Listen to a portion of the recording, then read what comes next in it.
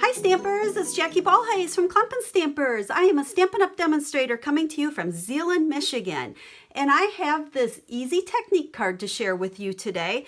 It's called Embossing Resist, and it really is easy because if you follow me, you know that everything I do is easy. Nothing should be hard. That's why I like to say stamping made simple. That's kind of my motto. So this is the card we're going to do today, and we are using the Wood Words stamp set, and we're going to use the flower stamp down here. So let's set that aside. And I have my stamp all mounted, ready to go. The first thing we are going to do is emboss in white. If you haven't embossed in a while, hopefully this is a good refresher for you. What you need to emboss, heat emboss, is your Versamark pad. You can tell mine's been used a little bit. It's getting kind of grungy, but it still works awesome. We have white and embossing powder, and I like to just keep mine in this old Tupperware container with a spoon in here. It just makes it really easy to always get at.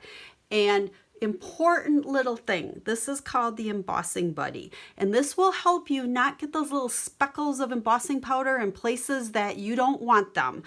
So I use this all the time when I'm embossing. So we have a piece of shimmery white that we're using today because we're using water. Anytime you're going to add water to your cardstock, you want to use either watercolor paper or the shimmery white, or the paper is just not designed to take all that moisture. And I really like the shimmery white because it's nice and smooth and you get a great image on it. So step one, we're taking our little embossing buddy here and we're just going to rub it on our card where we're going to be stamping. So I got a little bit extra powder, that doesn't matter. We're ready to go there. Now we're going to take our stamp and we're going to ink it up really good with the Versamark. I like to ink with the pad in my hand, especially with Versamark, because it's kind of sticky and your pad will stick to it. And I just think you get it inked better this way. So we have it inked up really well, and we're going to go and stamp it kind of on the bottom corner here. Make sure you give it some really good pressure because you want a really good image with that so that your embossing powder sticks to it. So I hold my paper down when I pull this up because it does kind of stick to it. So there we go. You can't see anything because the Versamark's invisible. So we'll take our white powder, and this is why I like my little tub here, because I can just dump it on there, tap it off. Make sure everything's covered really good, tap the extra off, and we don't have any sort of mess with it. Can set that aside, and then we're going to grab our heat gun, and we'll see if we can reach all the way to where I'm videoing here. And before I turn this on, I just want to tell you a little bit, because I don't know if you're going to be able to hear over the heat gun, but we're going to just hold this on here and you will see that powder melt. It will get shiny, so we just want to keep moving it around, and I'll see if I can pick this up so you can see it. If the heat gun's not hot, it's going to take a little while for it to heat up. So, but once it starts going, you will see. Move it around. You don't want to hold it in one place for too long because you really could burn your cardstock. So, but let's see. There we go. It's starting over here on the edge, and you'll see it start to turn a really nice bright white. Once it starts, it looks like it just kind of spreads. So we'll keep moving this around. There we go. Everything is nice and shiny. Give it just a second to cool off because it is kind of hot. And we got this nice shiny raised edge. But since it's white on white, you cannot see it very well. So that's where we're going to do our watercoloring, and this becomes our resist. So I have my aqua painter, which I like to use for watercoloring because I've got water in here. I don't have to worry about a messy, paintbrush and glass to dip in. I always have the water, and you're going to just give it a little bit of a squeeze, and you'll see. You can see the water on my finger. It's starting to flow. So we're going to start out by using our Melon Mambo pad. Now I've done this already, but I'll show you just on this one. What you want to do is take your ink pads and squeeze them. Give them a really good squeeze before you open them. And then you get this messy lid. And that's the ink we're going to use to pick up to do our watercoloring. Now, it is a little hard on this stamp set to see where everything is. So as I was doing it, I actually kept my stamp case, you got glare on there. The stamp case close so I could see where all of my images are. And I'm going to move it because you don't want to see that glare, but at least you know what I'm doing here. But I'm going to start by actually taking my water and I'm going to paint in my, let's see, I guess we've got a couple big flowers here. I'm painting them in with just water, and then I'm going to dry my aqua painter off, and I'm going to come over here and pick up a little bit of that ink. And then when I come, I'm not really painting, I'm more dabbing.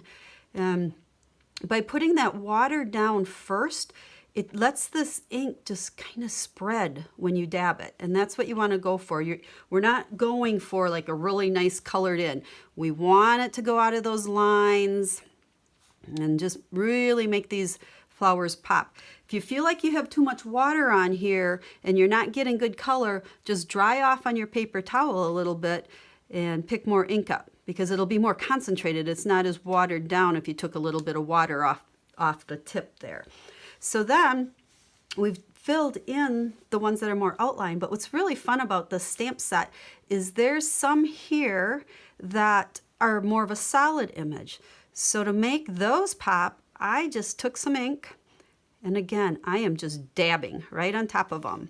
We'll come over here, try not to block your view. We'll dab that one, and see how those flowers just stamp or pop that white embossing.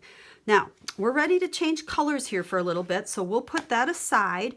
Now, you want to make sure you clean your aqua painter off good before you switch colors. So I kind of hold it over my paper towel and I give it a good squeeze, and you can see water just dripping off the end there. It's cleaning that brush, and then you can kind of paint on there, and then it's clean if you can see here how I'm not getting any more color. So we'll set that aside. And let's go ahead and take our Emerald Envy next, and we'll start painting in some of the leaves. So again, we want to put some water down first, because that just helps that color spread better. So we'll get some there, and then we're going to just pick up this and go ahead and dab it. Now, in between colors, and I didn't wait here, you can see my pink is still kind of wet. You don't want to go color right next to color when they're still wet, because then your colors are going to start bleeding together. I hope that made sense. We don't want the colors to really mix. So we'll go ahead and we'll add a little more water where I see green. And this is kind of a tricky one to find. There's lots of green spots on here, but we need to find where they all are, because it's hard to see. Oh, I think that's a flower, but we just made it green. That's okay. And just start working your way around and dab wherever you think green should go. And like I said, I am looking at the stamp case, so I see the real picture of what this looks like. Again, let's switch colors. So we're gonna squeeze this, get some water coming through, get all of that emerald off there. Make sure it's nice and clean. And let's go ahead and take crushed curry, and we'll do a couple more flowers. So we'll add some water, and we'll come in and we'll just tap. Okay, I don't want brush marks. I don't want it to look painted. I want it more just a watercolor wash almost to get each of these images to pop. But see how that's going? And I just continued doing that until I had everything filled in. I used Marina Mist on some. So let's bring in the original card here, and you can just see all the Marina Mist. I did that one last, and I basically just filled in wherever I didn't have other color, where I didn't have my crushed curry or my melon mambo. And I just thought it gave it a really nice, soft watercolor, kind of an artsy look. I like to do things that are artsy without any art talent, because I'm not talented when it comes to art at all. Added words, hello friend, from the same set. I love doing white embossing on black to make a greeting really pop. And then I did cut this out with, it's a retired, I think it's called Itty Bitty Banners. I know a lot of you guys have it, so I don't hesitate using it. If you don't have it, you can hand cut this or just cut it with something else. But that's kind of my go-to for banners like that. And that's about it. Quick and easy with a card that has a nice little wow factor to it. In the description of the blog, I will have a link that'll take you to the blog post that has pictures of the card, and it will give you all the supplies I use as well as all the dimensions of all of the pieces of cardstock.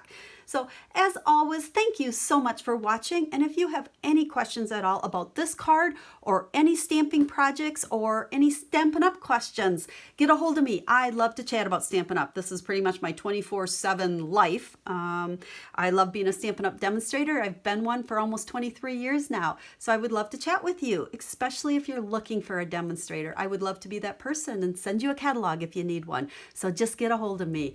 So again, thanks so much, and I can't wait to share more with you in the future. Have a Stamp Happy Day.